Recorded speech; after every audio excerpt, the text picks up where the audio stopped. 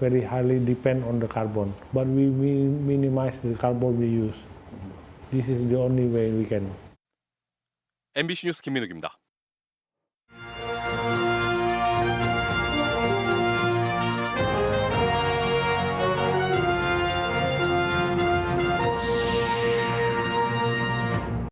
세종시를 끝으로 충청권 부동산 규제가 모두 풀렸습니다. 얼어붙은 시장에 어떤 영향을 줄지 관심입니다. 충주에 중부권 최대 데이터 센터가 들어섭니다. 충주시가 사상 최대인 2조 원 규모의 투자 협약을 맺었습니다. 고속도로에서 시속 200km가 넘는 아찔한 도주극이 벌어졌습니다. 경찰이 잡고 보니 앳된 얼굴의 10대들이었습니다. 잦은 지진의 댐 안전에 대한 관심도 커지고 있습니다. 붕괴되면 어떻게 해야 할까? 대처 매뉴얼은 있는데 비밀이라고 합니다.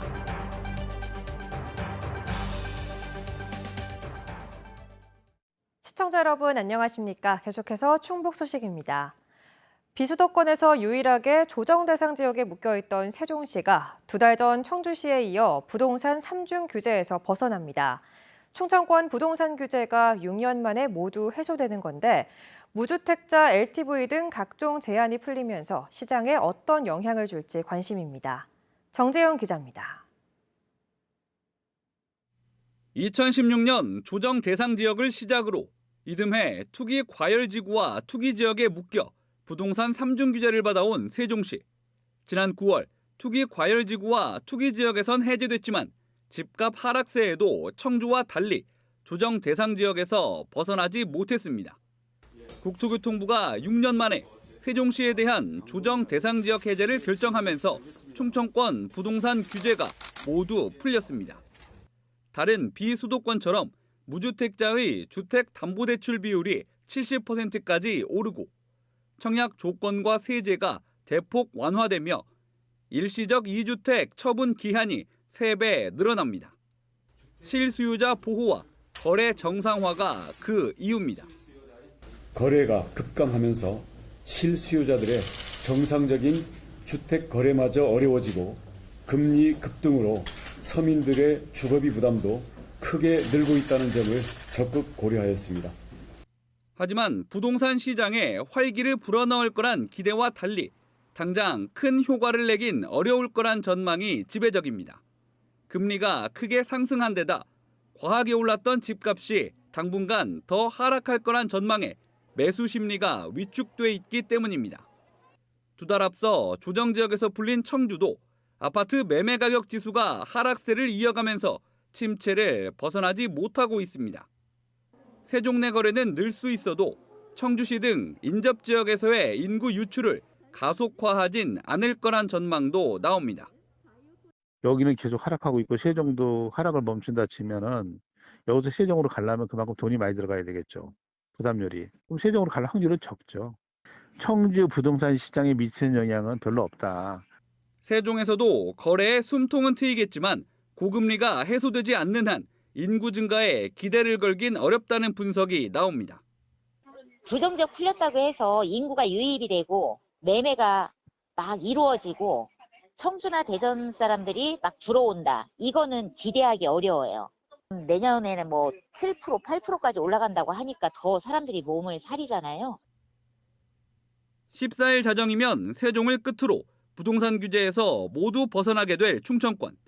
또다시 투기 세력에 휘둘리지 않고 실수요자 내 집 마련에 도움을 주려면 지역 우선 공급 비율 확대 등 거주자 우대 혜택이 뒤따라야 한다는 목소리가 나옵니다. MBC 뉴스 정재영입니다. 11월 들어서도 충북 지역 아파트 가격이 하락세를 보이고 있습니다. 한국부동산원이 11월 첫 주 아파트 가격 동향을 조사한 결과 충북의 아파트 매매 지수는 마이너스 0.19%로 전주보다 하락폭이 확대됐습니다. 올해 들어 충북의 아파트 매매 가격은 마이너스 0.69%로 지난해 누적 변동률 12.26%와 큰 차이를 보이고 있습니다. 11월 첫 주의 아파트 전세 가격도 마이너스 0.22%로 전주보다 하락폭이 확대됐습니다. 정보통신기술 시대에서 데이터는 산업의 쌀과 석유로 비유되곤 하는데요. 지난달 카카오 마비 사태로 보듯 데이터 센터의 중요성은 갈수록 커지고 있습니다. 정부도 카카오 사태를 계기로 데이터 센터의 수도권 집중을 완화하기로 한 가운데 중부권 최대 데이터 센터가 충주에 들어옵니다. 이승준 기자입니다. 빅데이터 시대의 핵심 인프라인 데이터 센터, 서버와 네트워크 스토리지 등 정보통신 기술에 필요한 장비를 한데 모아 24시간 관리하는 필수 시설입니다. 현재 전국에 구축된 데이터 센터는 모두 142곳. 이 가운데 60%는 수도권에 집중돼 있습니다. 지난달 카카오 마비 사태에서 보듯 데이터 센터의 집중은 화재나 지진 등 재난의 취약 요소. 국가 안전과 국민 생활에 영향이 큰 만큼 정부도 지역 분산을 추진하기로 했습니다. 갑자기 사고가 나게 되면 국가적 재난 상황이 우려될 수 있고요. 전력 개통, 수급 측면에서 이 부담이 큽니다. 지방으로 분산되면 국가 균형 발전에 기여하기 때문에 이런 가운데 충주에 대규모 데이터 센터가 들어섭니다. 동충주 산업단지 2만 3천 제곱미터에 공급받는 전력량만 80메가와트. 네이버에서 사용하는 데이터 센터 규모가 모두 100메가와트일 정도로 단일 현장 가운데 가장 크다는 설명입니다. 또 산업단지 안에 있어 공간이 넓기에 안전을 위한 시설 분리도 철저히 이루어집니다. 그걸 다 층별로 분리해 놓고 격벽을 해 놓고 위에 간선 같은 경우도 안 지나 다니게끔 설계했기 때문에 아마 국내에서 제일 안전한 데이터 센터가 될 겁니다. 3만 2천여 회원사를 가진 기술혁신협회가 주 고객이지만 아마존과 오라클 등 글로벌 기업의 데이터 센터도 유치 중입니다. 충주 데이터 센터는 아마 그런 글로벌 스탠다드에 표준화된 그런 센터 설계가 먼저 만들어져 있고요. 그게 구축되고 또 운영까지도 그런 글로벌 표준 스탠다드에 맞는. 이번에 맺은 투자 협약은 2조 600억 원, 충주시 역사상 가장 큰 규모입니다. 현대 엘리베이터의 투자액이 3,500억이었던 걸 고려하면 이번 협약의 중요성을 알 수 있습니다. 동충주 산업단지에 들어서는 충주 데이터 센터는 내년 5월 착공해 오는 2025년 9월 완공 예정입니다. MBC 뉴스 이승준입니다. 철새 도래지가 많은 충북에서 연일 고병원성 조류 인플루엔자 감염이 잇따르고 있습니다. 충청북도는 H5형 항원이 검출된 청주시 북이면의 유경오리 농장이 H5N1형 고병원성 조류 인플루엔자 확진 판정을 받아 이 농장의 오리 2만 2천 마리를 처분했습니다. 어제 메추리 농가에 이어 청주 북이면에서만 4번째 확진입니다. 충북에서는 지난달 26일 이후 진천과 청주의 가금 농장에서만 고병원성 조류 인플루엔자가 6차례 발병해 가금류 77만여 마리가 처분됐습니다. 청주상당 정우택 의원이 제21대 국회 후반기 여당 몫의 국회부의장으로 선출됐습니다. 정 의원은 오늘 국회 본회의에서 실시한 국회부의장 보궐선거에서 총 투표수 227표 가운데 199표로 당선돼 21대 국회가 끝나는 2024년 5월까지 부의장직을 수행하게 됩니다. 충북 출신 국회 부의장은 홍재영 의원 이후 이번이 5번째입니다. 시속 200km 넘는 광란의 질주, 30분이 넘게 경찰과 추격전을 벌이던 승용차가 결국 다른 차량을 들이받고서야 멈춰섰는데요. 잡고 보니 차량을 훔쳐 달아난 건 바로 10대 청소년들이었습니다. 김은초 기자가 취재했습니다. 제천시 금성면 평택 제천 고속도로.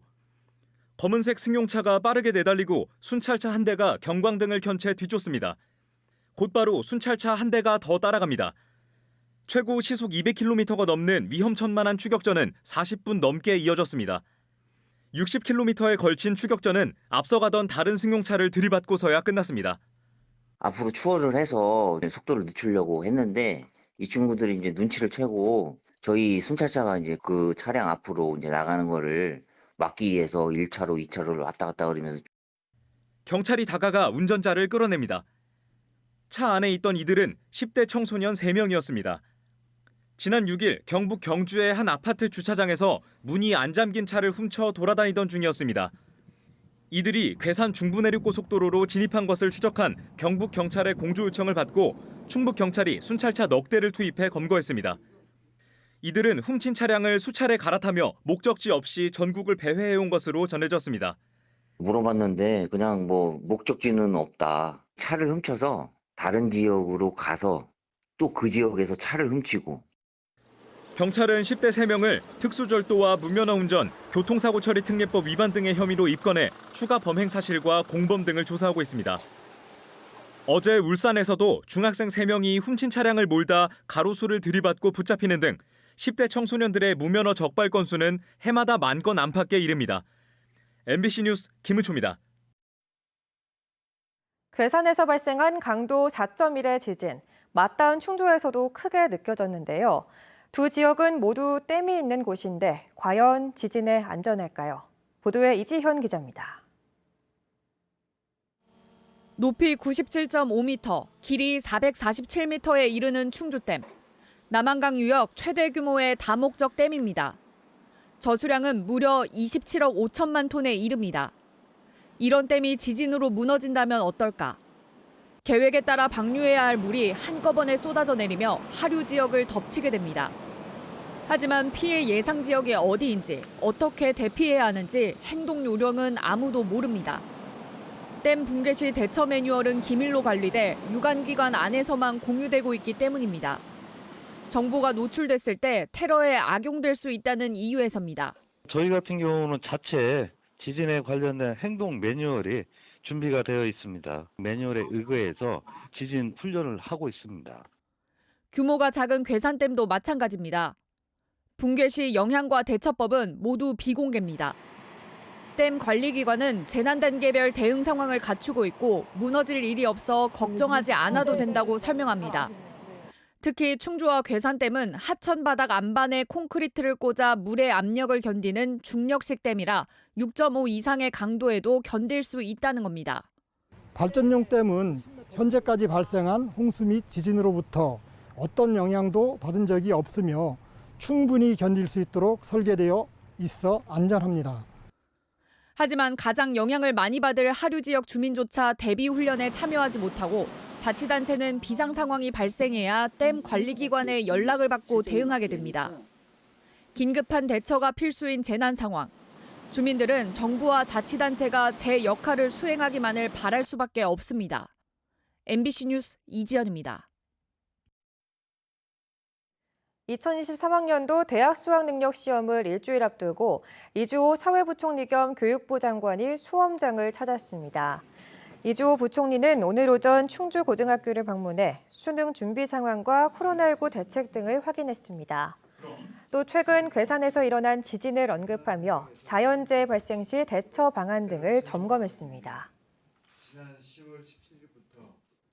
학교 급식실과 돌봄교실 등에서 일하는 충북 교육공무직 노동자들이 총파업을 예고했습니다. 충북 학교 비정규직 연대회의는 충북교육청 앞에서 기자회견을 통해 오는 25일부터 복리후생 수당 인상과 단일임금 체계 마련을 촉구하는 총파업에 들어간다고 밝혔습니다. 이들은 최근 파업 찬반 투표 결과 86.8%가 파업에 찬성했다며 충북에서는 500여 개 학교의 비정규직 노동자들이 파업에 참여한다고 밝혔습니다.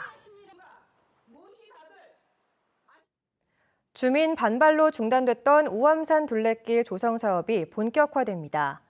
청주시는 기존 도로는 그대로 두고 데크를 설치해 보행로를 늘리는 우암산 둘레길 조성 계획을 최종 확정하고 오늘 인도와 가로등 공사를 위한 입찰을 공고했습니다.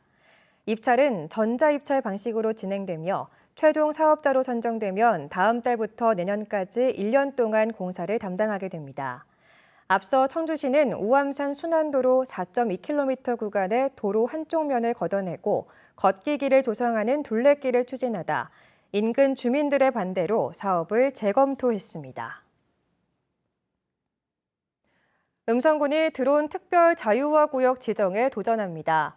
음성군은 삼성면과 대소면, 음성읍 일대 41.6제곱킬로미터 구역을 규제 특구로 지정받기 위해 대학과 5개 기업과 협력 사업을 추진하기로 하고 주민 의견 수렴 절차를 마쳤다고 밝혔습니다. 음성군은 이달 중 국토교통부에 구역 지정을 신청할 방침입니다.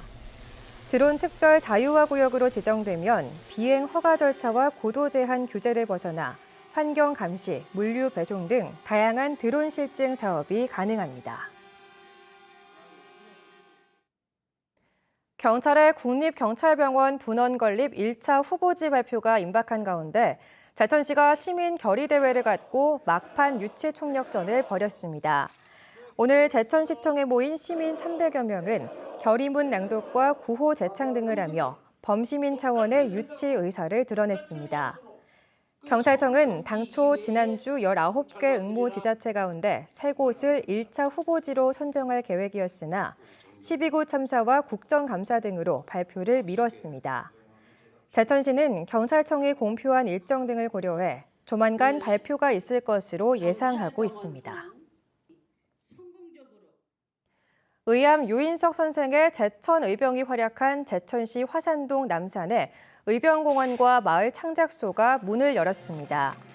제천시는 화산동 도시재생 사업으로 91억 1,500만 원을 들여 의병을 주제로 한 공원과 2층 규모의 마을 창작소를 준공했습니다.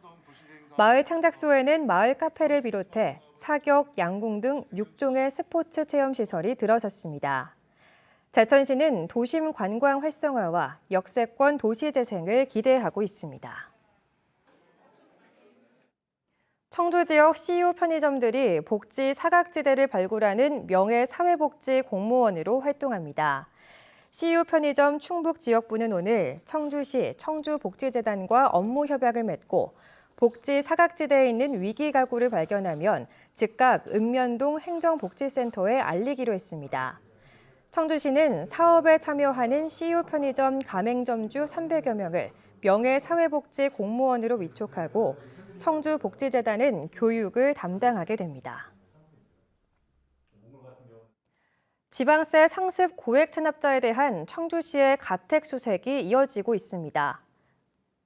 순보 소식 마칩니다. 시청해주신 여러분 고맙습니다.